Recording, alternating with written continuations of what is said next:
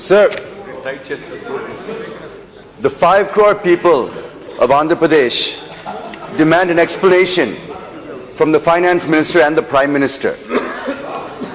After you promised AP special status during the elections, we were told by you that because of technical difficulties due to the introduction of GST, this was no longer possible. In lieu of this, you offered us a special package, which you promised us would be equal in value to all the benefits we would otherwise have received if we had special status. We believed you, Mr. Finance Minister, but he's not here to address him directly, and the Prime Minister. We are allies. We fought the 2014 elections together.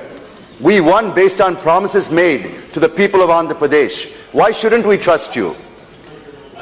We have trusted you, and we have maintained alliance dharma for the last 4 years and now 5 budgets, trusting and waiting. You've repeatedly given us assurances and asking us to have patience, but there is no more time for patience, sir. This budget is the final chance to fulfill your promises and the assurances. It's now or never, sir.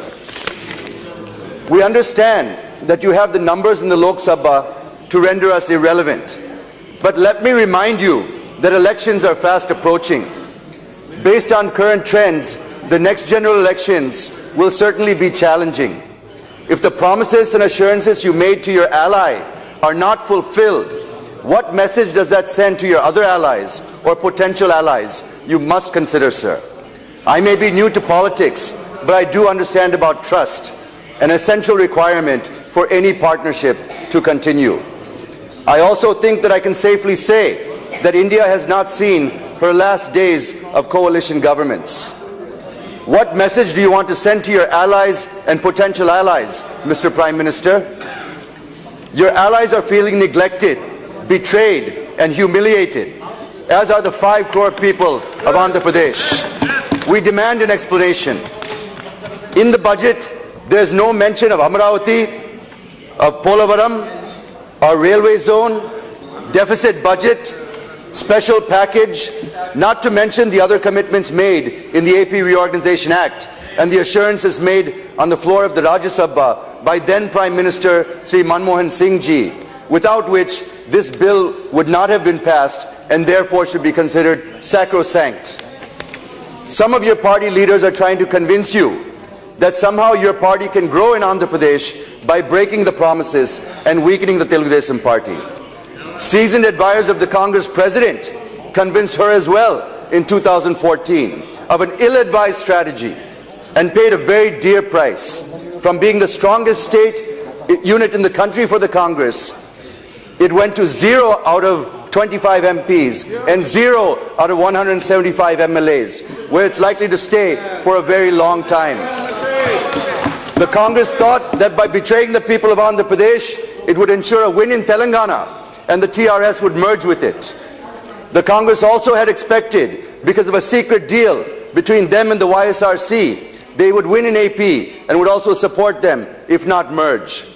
The people of AP are no fools, and the Congress was wiped out in both the states. And the YSRC devious plans were understood by the people. Please don't be of the opinion that the BJP will fare any better if it treads the wrong path. The YSRC is now again trying to fool the people of AP. They are praising the budget, cozying up to the central government, shifting the blame from the central government and the BJP to the AP government and to the TDP. The people of AP are no fools. They know that the YSRC needs to support whoever is in power in the center in order to keep their leader out of jail. Today, it may be you. Tomorrow, it may not. And what is the message you will send to the country by supporting the party whose founder and president is the poster boy of corruption in India? If you think that the YSRC would make a better alliance partner in AP, it would be a serious lapse of judgment and morality. There is a saying, sir, you can fool some of the people all of the time.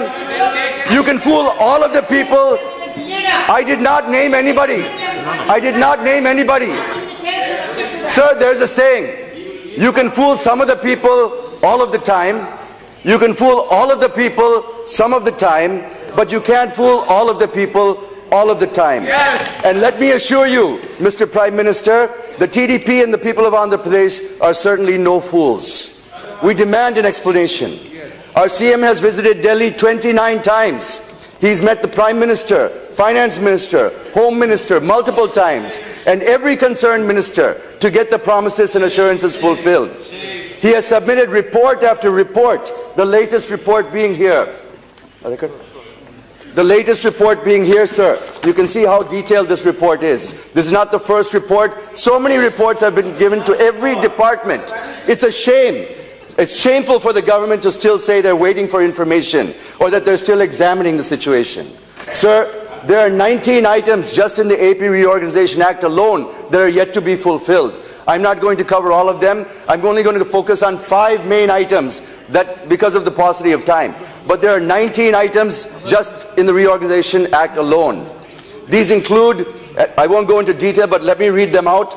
Special category state, bridging the resource gap, the Polavaram project, formation of a railway zone, financial assistance to Amaravati, establishment of greenfield crude refinery and petrochemical complex, institutes of national importance, formation of Dugarajpatnam port at Nellore, increase of seats in AP State Assembly, anomalies in tax matters, steel plant in Kadapa district, establishment of Vizag-Chennai industrial corridor, the Visakhapatnam and Vijayawada metro, rapid rail and road connectivity to Amaravati, development assistance to backward districts, payment of power dues by DISCOM, appointment of Schedule 9 institutions, appointment of Schedule 10 institutions, and the formation of the Greyhound Training Center just in the AP Reorganization Act alone, sir.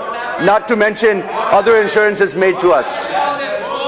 Sir, where's the budget for fulfilling your promises and assurances? Where is it in the budget? How do you plan to do it? Coming to the special package, I wish to remind the Honourable Finance Minister what he had said on 7 September 2016 while announcing the special financial package to the state of AP. Sir, he said, the government of India will support AP to the hilt. Sir, that was in September 2016. Nothing has been done since then. The government cannot take our patience for granted. Not allocating and not even mentioning about the special financial package to AP in this budget is injustice and is deceiving the people of Andhra Pradesh. Secondly, when the Finance Minister came to Amaravati to lay the foundation stone for administrative city, the CM of AP requested for exemption of capital gains tax till the first sale of the developed land in the capital region. Sir, this falls in my parliamentary constituency. The FM assured that he would consider this request sympathetically, but the exemption has been given only for 2 years, sir. So I request that it should be given for until the first sale is made, which we've made this request over and over again, but we want a confirmation, sir. Thirdly, the House is aware that AP has been given the financial package due to immense loss that it has suffered after bifurcation.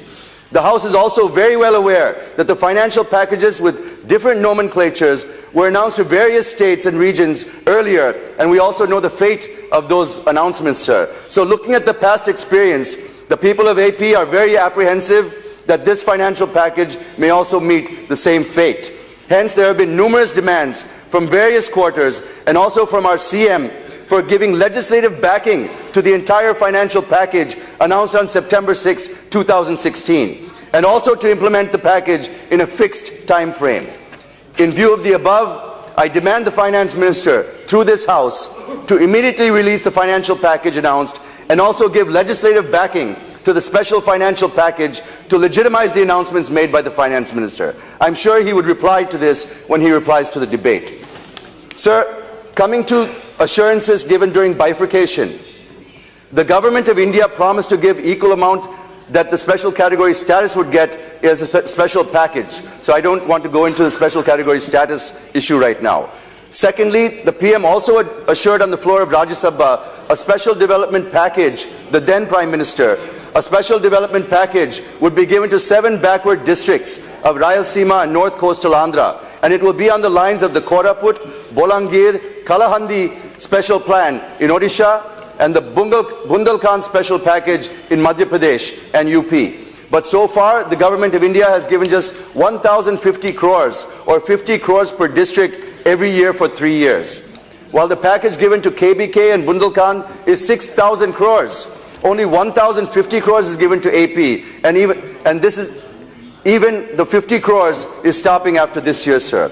We want that package, sir, not a pittance to our backward districts. Sir, coming to Polavaram, the government of AP has submitted a revised proposal of 54,000 crores as per the 2014-15 estimates. Out of this, nearly 30,000 crores are meant for compensation to be paid for land acquisition and R&R. So I only request the FM and PM to approve the revised estimates of Polavaram at the earliest, sir. Sir, coming to the railway zone and also the Vizag and Vijayawada Metro, the Honourable Finance Minister has announced allocation of 17,000 crore for the Bangalore Metro and approved 51,000 crores for the Mumbai Suburban Railway Network. But there is no mention about the Metro in Visakhapatnam or in Vijayawada. It is obvious that the FM's announcement for Bangalore is because there is assembly elections in Karnataka and not in AP. How is it justified? How is it justified, sir? Does it not mean that you're deviating from your own path of talking only of Vikas and there would not be any politics on developmental issues? Yesterday, the Honourable Railway Minister made a statement in the other house, in the Rajya Sabha, on the railway zone. He said, and I quote, "Changing the zone and the contours of any zone involves consultations with a lot of other states. After we finish the consultation with all the states, we'll find out a viable method by which there is no dispute." This should have been done by now, sir. Why are we hearing this 4 years later? Why are we still hearing this, sir? You know, this is not something that I expect from a senior leader like Mr. Piyush Goyal. Sir, this should have been done. This statement by the Honourable Railway Minister is understood by the people of AP as delaying tactics, as a railway zone is part of the AP Reorganization Act, which this government is supposed to implement.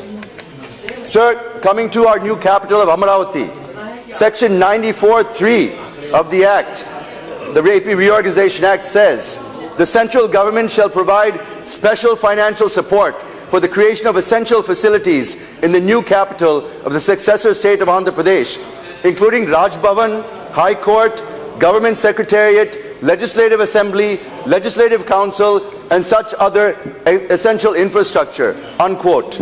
It is the central government shall provide, sir, not may provide, but shall provide. Provisional estimates indicate requirement of 1.2 lakh crores for the construction of the new capital of Amaravati.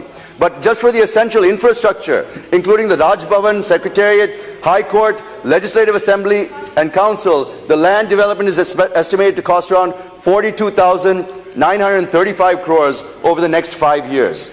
But in the last 3 years, you've provided 500 crores in 14-15, 550 crores in 15-16, 450 crores in 16-17. Nothing more has been given.